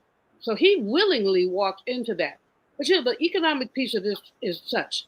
Ole Miss is a flagship university, University of Mississippi's technical name, Ole Miss, flagship university, flagship law school for the state of Mississippi. Black people pay tax dollars too. So our tax dollars were subsidizing segregation. Not good. And so basically Meredith attempted to shake that up. He had a lot of challenges, but he held his head up and he made a contribution for those young people who now attend Ole Miss. Mustafa. Yeah, I mean, we always got to make sure we're uplifting Mr. Meredith for everything that he did.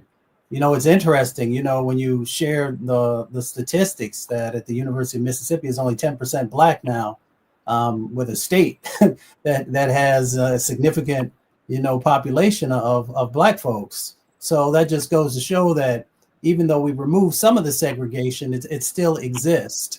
But, we want to make sure that we thank all of those who sacrificed. I was blessed. Vivian Malone Jones was one of my mentors, and hearing some of the stories that she went through and so many others at a time when people often say, well, I would have done the same thing. For the vast majority of people, no, you wouldn't. Right. Because you don't understand how much pressure was put upon you, how your life was actually under threat and all the things that go with that. So, we got to make sure we continue to uplift them.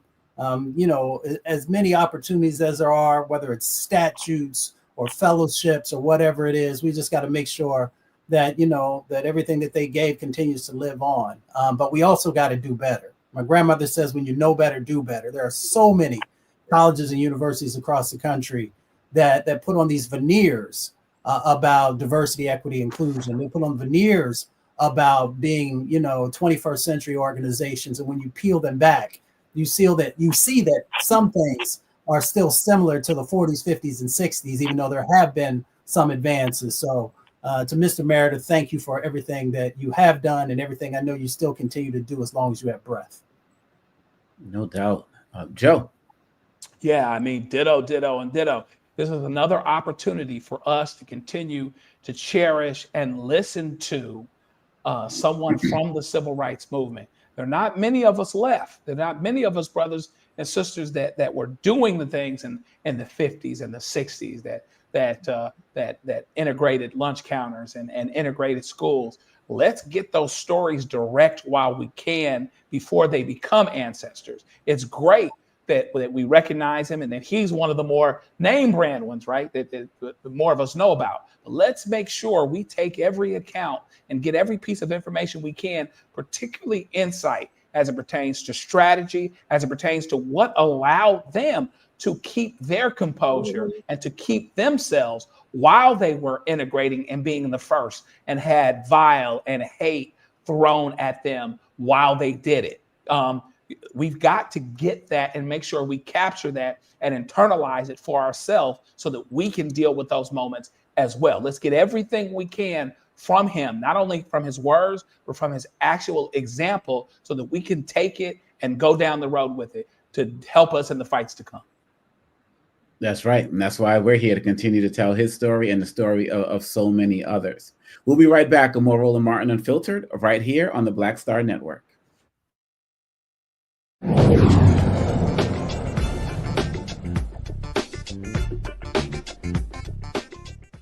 Hi, I'm Isaac Gaetz III, founder and CEO of Fanbase.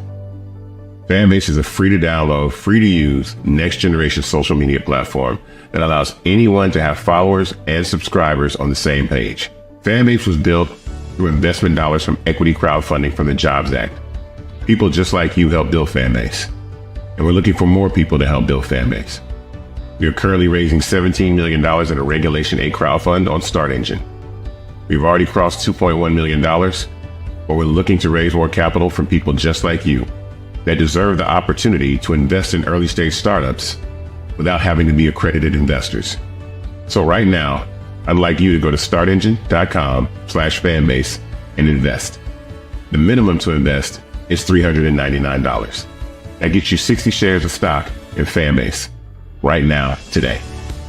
And then use Fanbase to connect with friends, grow your audience, and be you without limits.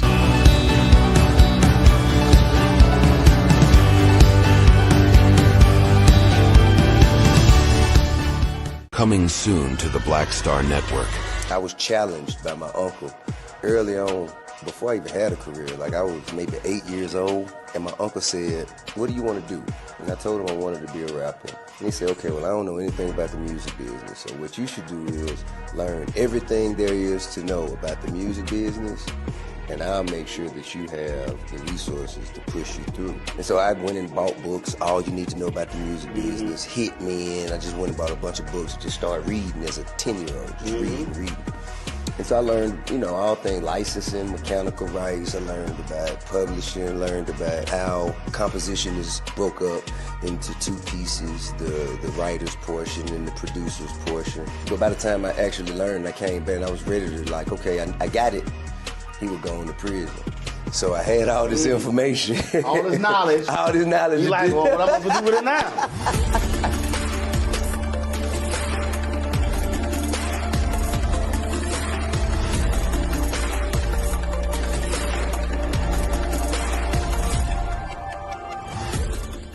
Now that Roland Martin is willing to give me the blueprint, hey, Cyrus, I need to go to Tyler Perry and get another blueprint because I need some green money. The only way I can do what I'm doing, I need to make some money. So you'll see me working with Roland. Matter of fact, it's the Roland Martin and Cheryl Underwood show. Well, should it be the Cheryl Underwood show and the Roland Martin show? Well, whatever show it's going to be good.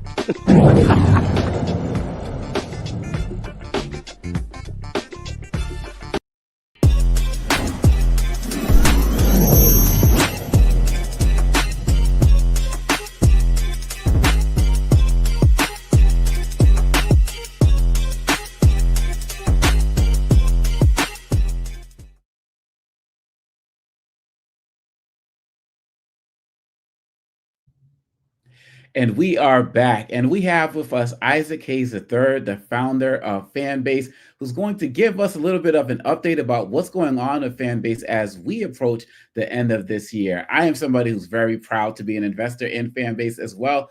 And so, Mr. Hayes, I'm excited to have you here. Please keep us informed all of the time, but what's happening right now? Man, we are in a push right now, right before the holidays, to get a lot of people to give the gift of equity as a gift, right, for Fanbase. So we've had this crowdfund going, and it's picked up a lot of steam because of the instability with TikTok, the craziness with Elon, and the understanding that moving into 2025, we're going to have to be our own saviors and really build infrastructures that we own. So right now, the raise just crossed $4.2 million raised, which is an incredible, mark for us. We're raising 17 million, but I want to say that the minimum to invest in Fanbase is only $399, and that gets you 60 shares of stock in Fanbase at $665 a share. And so, as many people as that watch this program in a day could close our raise, right? 32,000 people investing the minimum of $399 could catapult us to close, and I could really catch TikTok by January 19th and build a lot of other things that people want, including our new vertical called Fanbase Spark, which is like our version of Twitter. So there's a lot going on, but I wanted to come on and really express the importance of coming in 2025. We are all we got. We already see what's going to happen with the administration, but we have to own these infrastructures. And so I think it's extremely important we do that. It's a lot going on right now in tech. And before I go to the panel, you said by January 19th, you can catch them if we do our part. Yeah, because the Supreme Court hears arguments from TikTok on January 10th. Their argument is going to be about freedom of speech, but it was never about freedom of speech with TikTok. It was about the fact that the Chinese government owned a part of ByteDance. And if the Chinese government divested from ByteDance, then TikTok will be allowed to stay. The Chinese government refused. And so it's a 50-50 toss-up that TikTok will make it past January 19th. We've seen a large spike in users come to the platform because we are the only platform currently that allows you to migrate up to 1,000 of your TikTok videos over to Fanbase as a backup. There's no other platform to do that. Anybody that's trying to go to these other platforms that try to mimic TikTok, at least with Fanbase, you can do that with Instagram, you can do that with TikTok. I filed a patent for this content migrator we built so that you're not starting from scratch. So I don't want people to lose their content. I want people to have their content and be able to monetize their content. So that's extremely important. So January 19th is the date that TikTok, the fate of TikTok will be determined if it gets banned. And that migration works, y'all. Trust me, I have used it. Questions from the panel. Mustafa. You know, there may be some folks who hadn't seen you on the show before. Could you sort of share with them, you know, sort of what that moment of reflection was in the creation of Fanbase? I mean, it's a couple things. I often reflect on the fact that Black culture is just the gasoline to so many infrastructures in our world. It's entertainment and sports and technology and fashion and food. And we contribute a lot to these infrastructures, but at the end of the day, it's always a small group of people that own these infrastructures. And I wanted to build something, one, that Black people and anybody had an opportunity to own and invest in on the back end.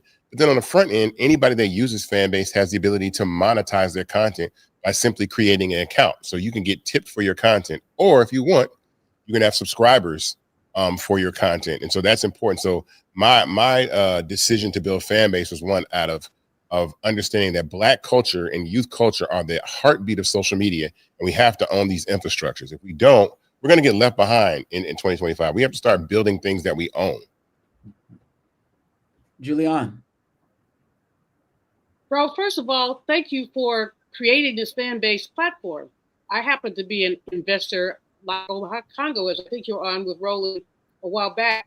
And I said, well, you know, I'm not rolling in dough, but I got to do a little something just to support this.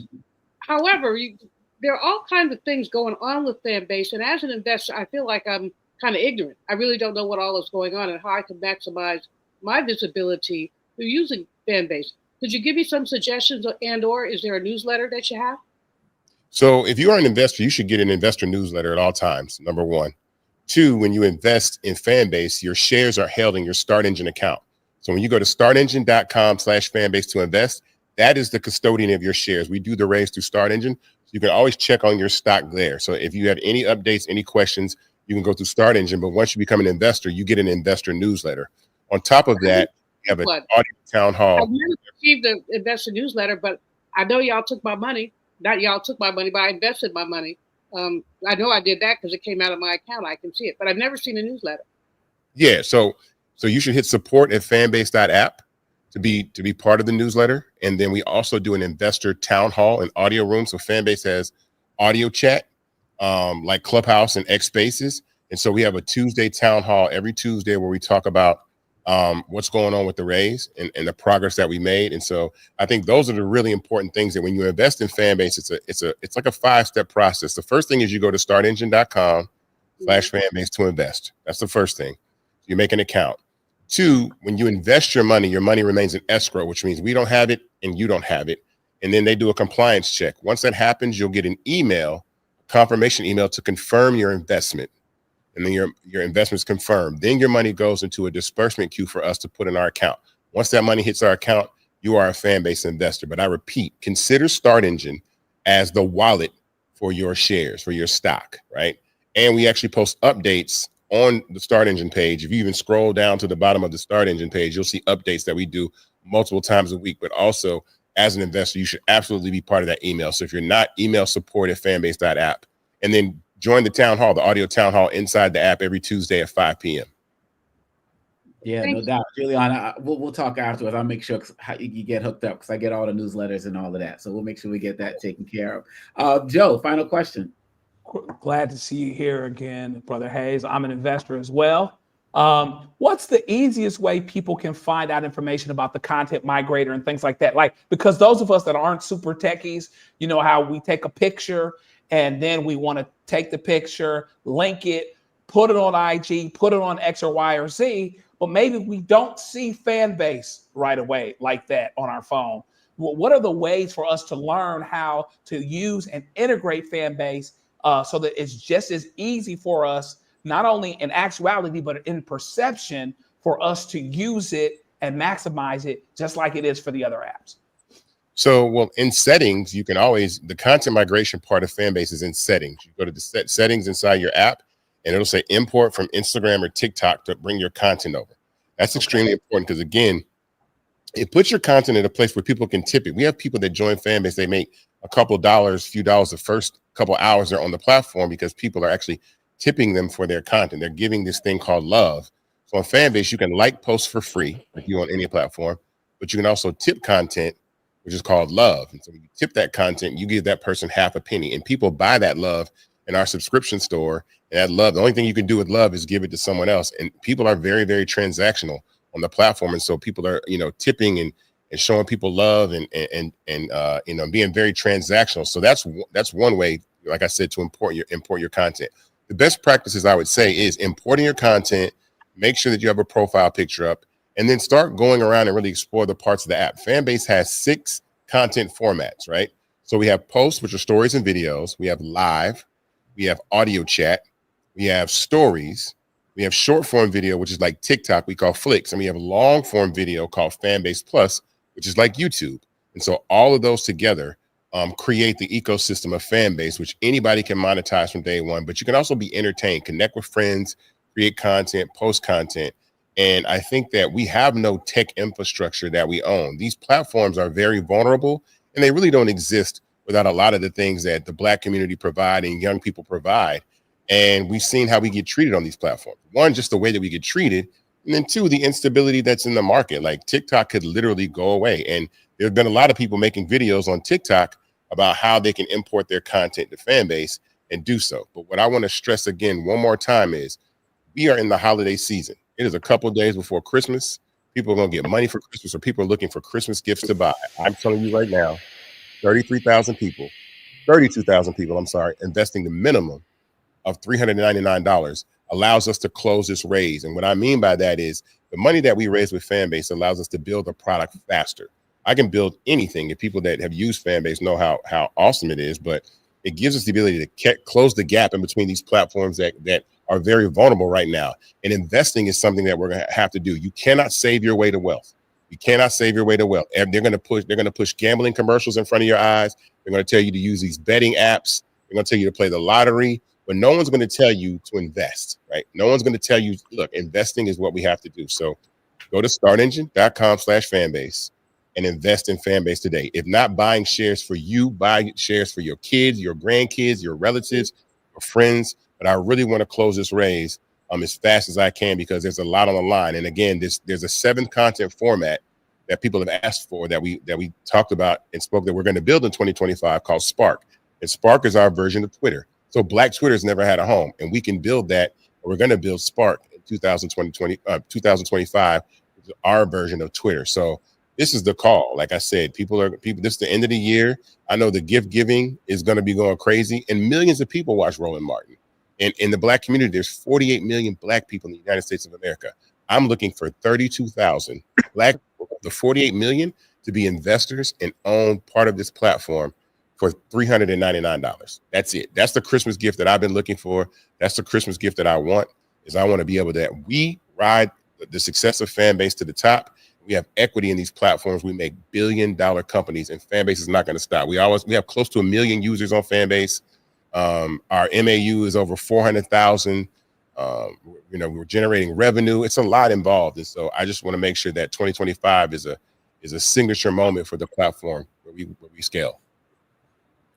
Yeah, so we're talking about Christmas. Let's also talk about Kwanzaa. We got Ujamaa, which is cooperative economics, you all. You got an opportunity to have ownership in a Black company. What better holiday gift can there be? So please, you all, get out there, support Isaac Hayes III, support Fanbase. We need this now more than ever, especially with what's going on with all of these other platforms that he has so eloquently talked about tonight. So Mr. Isaac Hayes III, we appreciate you, and we're going to keep building this together. Happy holidays to you and your family.